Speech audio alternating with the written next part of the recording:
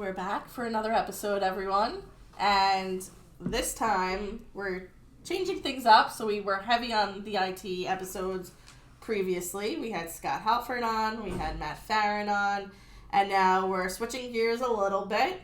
And we're going to talk a little bit about science. And I know one of my listeners, Deb Smith out there, she's getting really excited. She's in the middle school. She's always listening to our podcast, so we appreciate that, Deb. Listener shout out. I like it. Deb's doing a backflip right now. She's doing a backflip, but wait until I tell her what she doesn't know about me and science. So, again, a lot of the feedback that we've gotten for this podcast was, hey, we want to know a lot about IT, but we can't forget that instructional side. So this one is going to be more so heavily focused in instructional technology. But we're bringing in science, and I think this will be a really good mind shift for a lot of teachers, because I think that certain content areas, usually specifically math, I know a lot of math teachers say that it's hard to incorporate technology with math, and I think science is also another one where you have your labs, you have your content, and if it's not Nearpod where you're pushing out a lesson, what else am I doing? Because I have all of this curriculum to get into. So before we even touch that, a little, I wouldn't even call it fun fact because it's really not fun. A little fact about me. A trip down memory lane, if you will. Yes, that's much better. A trip down memory lane is that I hear science, and I usually, not for instructional technology purposes, but for content purposes, that is a weak point for me. Science was definitely not my strong suit in school. Going even back to elementary school, it was, social studies, got excited about reading, writing, got excited about science, was always that iffy part for me. And I could never understand the why up until I got into teaching. And I went to school for teaching, and I was exposed to all of the things. But before we go into all of that, how did everyone else feel about just the area of science? Let's get all the feels out there, not just mine. In the beginning, biology was cool, and I enjoyed that. Then I got to chemistry, and then I got to physics, and I remember just making it through physics by the skin of my teeth, and I was my lab partner and I were the first ones done for the Regents, and I remember high-fiving on the way out of the room. And and I think I passed by 1 point. There you go. You passed, and that's what matters, because that was my rule of thumb. I passed, and I'm not looking back, so that's good. Kevin, what about you? Yeah, I basically had earth science, and then what would be the equivalent, I guess, of biology. They called it living environment at the time in my school district. I didn't go beyond those two classes, actually. I did kind of the ones that I needed to pass. They were fun. I liked doing the labs, the hands-on stuff was very interesting. Some of it got a little challenging for me. A lot of dittos and handouts and things like that, but kind of the same nature. I passed, and that's all that counted for me. Right. But yeah. Right, and I think when I think of science, my automatic thought process is, okay, I had to listen to a lecture. Yes. That was normally very dry. Yes. And sometimes I didn't know how I was going to apply it thereafter. It was not relatable to me in any way. And then we had to do a lab, and, you could rely on your lab partners, and there was always someone that was really strong in science. That's what I remember. There was always one member of the group, and I guess good for my teacher for putting that person with me, because the struggle was real. And I think it wasn't until, after high school and going into my teaching courses where I was I don't think that it was the content. I really don't think so. I don't think that I despised chemistry. I think chemistry could be cool. I think living environment or biology could be cool. I think physics, I'm married to a medical physicist. I have to say that it is cool. It's paying my bills, right? But I think that it's all within your teaching. And no matter what topic you're teaching, ELA, math, if you can motivate students and if you can make them believe what you're teaching, I think they'll have a different approach and a different perspective. So our special guest today Yes. is Chris, and he works at the high school. Say your last name for me. Agoglia. Agoglia. Good thing I didn't say it because I was going to say it wrong. And Chris, I'm going to have you tell everyone a little bit about yourself. So I'm a science teacher here at the high school. This is year 4. I taught at several other places prior to this. Chemistry and biology. This year I'm doing this year and last year ICT bio, and this year honors bio. I love science. I did science Olympiad in a previous district. It's definitely challenging because a lot, especially in chemistry, the topics are abstract, and then you get math involved, and it just kind of creates this rather difficult concept to understand. But I guess we'll talk more about how we get around that with the IT part. Well, I have to say, Chris and I have talked a lot about various lessons and things he's doing in his classroom, and I think you have a way of making it relevant for kids and making it more exciting and not that lecture style that Victoria and I are familiar with, and I think you breathe a little new life into it for sure. Thanks, I appreciate it. Yeah, I think the biggest thing is having a hook. So I know that there's been a shift in the standards. Now it's the NGSS, the New York State Science Learning Standards, which has now adopted NGSS, which is all phenomenon based, which a lot of us have been hearing about in the science department. So getting that hook, kind of grabbing their attention, showing the phenomenon, and circling back to it to say, all right, here's what we're seeing, here's what we observe. Seeing what they know, a lot of times they're not really sure what's going on, how is that happening. And then through a series of, whether it's simulations with the tech, whether it's hands-on labs, collecting data, whatever it may be, we eventually circle back and say, okay, now that we know this, how can we use this to explain the phenomenon? And usually it just grabs their interest, because now you're seeing, well, why am I learning this? Oh, here's why, because it applies to X, Y, Z. Right. Yeah, and I think it was for me when I was sitting in the seat of a student, it was just, okay, the objective was on the board, or the aim was on the board, and it was, today we're doing a lab with a Bunsen burner, and it was just like, okay, but why? Right. You kind of so emotions. Yeah. Okay, we have to know these 3 facts, and we're gonna see what happens, and I have to write it down in this huge packet, right? And then I have to take a test on it. Like, the connection piece was definitely missing. For sure. Right, and I think with best teaching practices that has come alive, and with the new standards that has come alive. Absolutely. Even like one of the standards, and I think they see this across disciplines, not just bio, not just chemistry, is designing and conducting an experiment. So that's something I scaffold, especially because these students are kind of in that transition phase where they haven't been brought up with the NGSS since it just got rolled out. So I really scaffold it. I give them organizers who kind of do it together, and eventually hopefully we get to a point where they can kind of do it on their own, where they come up. I give them this problem, so to speak, and they have to come up with a whole lab experiment, conditions, controls. Why are we doing this? A research question, and then they conduct it. They get the data, and then we look at it, and we kind of engage in argument in that data to then draw connections back to the original phenomenon. Oh my gosh, so useful! Not even just in science, right? Just that act of like, here's a problem. Right. How do I go about researching it and solving it? And rather than just here's the lab. The tradition, and I was exposed to this, especially in college. You followed steps 1 through 10. Right. You kind of just went through the motions. You're not really sure why, and you moved on. So they're kind of hopefully getting away from that. So we've come a long way, is that what you're saying? Yeah, absolutely. I think I need to sit back in science class. You need to re-enroll. I need to re-enroll. We have an extra check. Perfect. You'll see me later on today. Yeah. Catching up to speed. Maybe I'll have to retake that Regents, I don't know. So I know you talked a little bit about your traditional approaches and what it looks like in your classroom.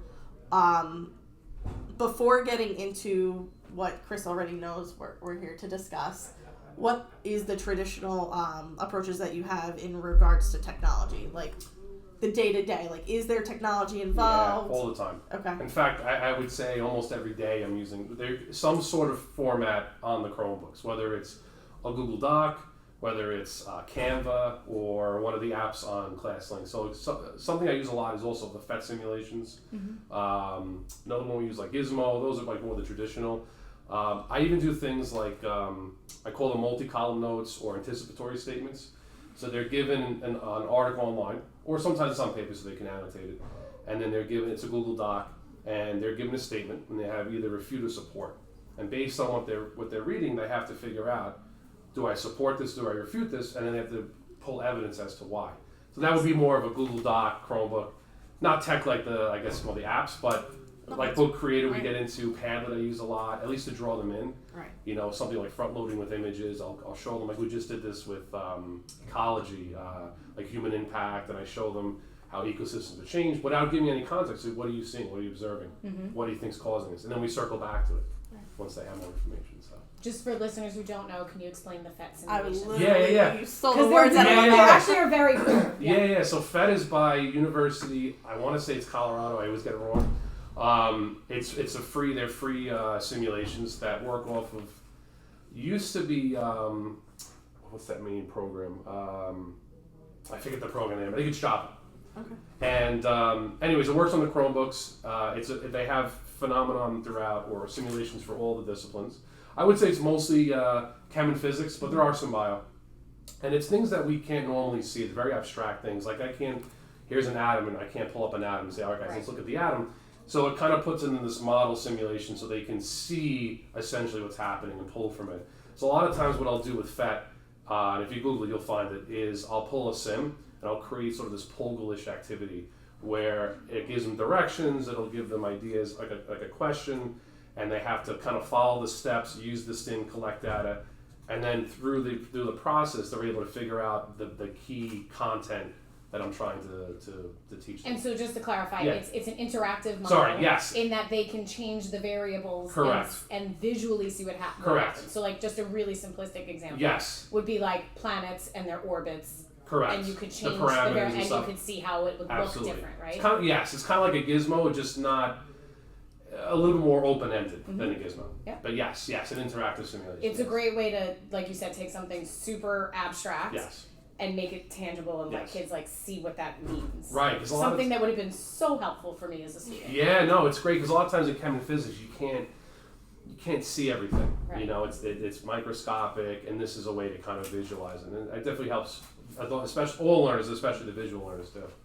This makes me think of an elementary lesson that I did in idle hour with I believe it's a 3rd grade class, and they were learning about Chris is gonna be able to tell me exactly what they're learning about, but it was the rope and putting like heavier objects on the rope versus lighter objects on the rope, okay. and like that rope going back and forth. Yeah. It was like the typical lesson that I learned, but only we always had a rope to do it with. So if you had a teacher pulling it and a student pulling it, that was, in 1st grade, usually the teacher would win because they have it's more strength, etc. Right.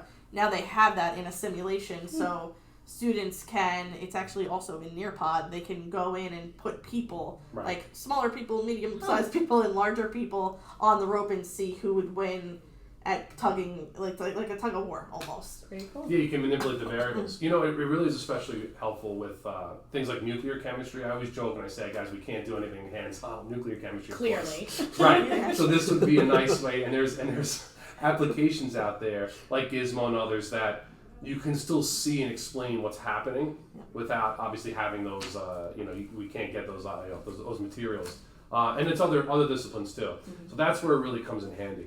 But obviously the traditional hands-on approach is still something I know the kids love. They always ask, when do we get the next hands-on lab? But I think I'm getting away from just here's steps 1 through 10, Right. just follow, collect your data, answer the questions, hand in when you're done. Right. Getting away from that, more of let's come up with it together. Yes, you're collecting data, but then what does the data mean? Let's interpret that. Let's Right. go over the analysis and things like that. I and love to apply it. hear that you're using technology not just as a way to like push out notes via Google Slides. Like Right. you really have them, like you're weaving it through your curriculum, and they're using it in lots of different ways. So I think that's great. Thank you. So now we're going to tap into the final project that he did. So I heard from Chris, it was last year? Last year, yeah. It was last year, and he said, I want to do something with Book Creator and maybe my final exam. And, that's how the conversation started. And I was just like, okay. In my mind, I'm like, chemistry, Book Creator, final exam. Holy moly, this could go really wrong or really well, right? And, you have to trust your partnerships. Like, Chris was my partner through that process of that. And between the both of us, he had a vision. And he's the curriculum area specialist. That's what I'm going to call him. So he knows what needs to be happening on that point. And I was bringing in the skill set of, hey, we have this cool platform where you can make digital books. To me, making a digital book in chemistry, like, I could never come up with that on my own. However, Chris made the magic happen. So do you want to talk a little bit about what your final usually looks like, and then how we embedded Book Creator? Absolutely, yeah. So this is for Gen Chem. It's a non-Regents class. Traditionally with the Regents classes, they end with the Regents. Right. For this, since there is no Regents, there's a little more flexibility. So I try to make it like an authentic assessment, rather than just, here's 100 questions, answer it, we move on, which I think traditionally was the case. I said, how can I differentiate this to meet, the needs and learning styles of all the students? So I came up with this idea of creating a book, a story, following an atom. And in coming up with that, I came up with an organizer to kind of guide the students' learning. Because it's just to say, all right, guys, go, create a book about a life of an atom, make sure you include these topics, and then tell them to go. They're going to stare and have no idea what's going on, right? Especially because it's probably one of the first times they've done it, nonetheless, in chemistry. So I came up with this graphic organizer, which I have in front of me, and it kind of guided their what they should be looking for and what they should be including in the project. It kind of guided their background, like almost like a rough draft, and then also with the rubric. So they had both of those items. I kind of helped them along the way. But I said the biggest thing is it's the content's one thing. I said, but the story is going to be more on you. That's how you have to be the more creative end of it and say, all right, how can I create a story? And I think that's actually more challenging than the content was. And by story, they had to give the atom like a persona? Correct. Yeah, so one of the things I have on here is like a name, but it has to be an irrelevant name, like something that comes into play with the chemistry.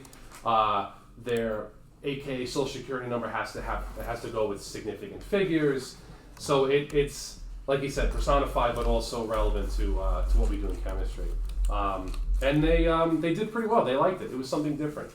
What was one of the names that they gave? Oh man, that's a good... I'm actually pulling it up Oh, right there you now go. so Okay. that Kevin could see. Yeah. Because I think Kevin's going to really enjoy this. Yeah, I don't remember offhand. There's quite a few of them that were pretty clever. What's nice about Book Creator is they can put in anything they want in there. There's shapes, there's pictures. Some of it's already like templated, so they can kind of use a template and just fill it in. We also did something like this in the ICT Bio, where we said we follow, I think it was a cell going through becoming cancer, and we kind of followed it as a storyline. Also on Book Creator, that worked really well. But also I think the organizer is really important starting the actual storyline. Right, because that's leading them to because it's not just about like making this like cartoon life for an atom. It's about learning along the content, way. and showing what you understand. Also, the thing is, it's hard to say like, oh, they cheated on it, because you have to know your stuff and then apply it. Whereas, in a test, it's, did you memorize it? Okay, but do you actually know what it means? Right. Did you just look it up? This is a little bit harder to say. You didn't know what you were talking about, or you looked up the answers. So, as the teacher, do you find that it was a good way to assess the students? Like, you truly understood whether they got it or not got it? Yeah, absolutely. Because along the way, too, I'm checking in with them. It's actually, on my organizer, I had them stop at certain points with a stop sign on there.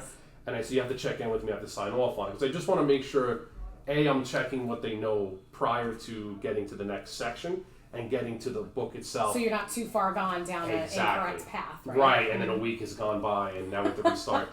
So that was kind of my way to assess them informally, I guess formally too, and then making sure they're on the right track so that when they get to the book, now it's, okay, how do I apply it? Let me just focus on the story. I have the content already. So how long did it take the students to complete the project? I want to say, I'm trying to remember back, maybe 4 days, That's somewhere bad. around there. Yeah, with a single double, alternating. Yeah, that's not too bad. I don't think it was more than that, but just based on what I remember. And did you have to do basic instruction on how to use Book Creator first, or did Correct. they come knowing some of that? A lot of them had never used it. So Victoria came in, she was kind enough to teach them, kind of to give them a tutorial.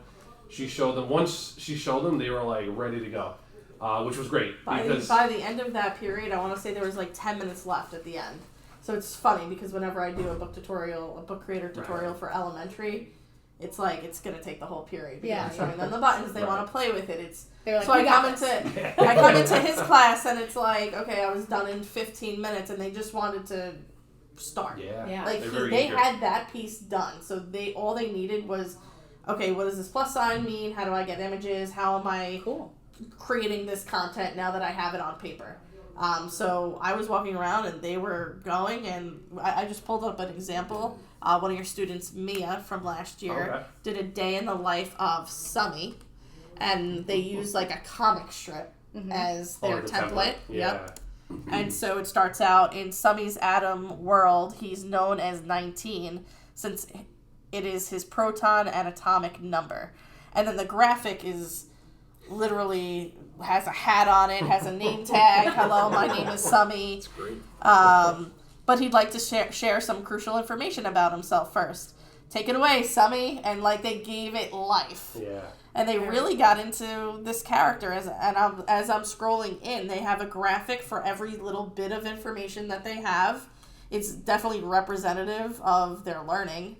And I mean, I keep clicking on, and I want to say this is like a 10-page book.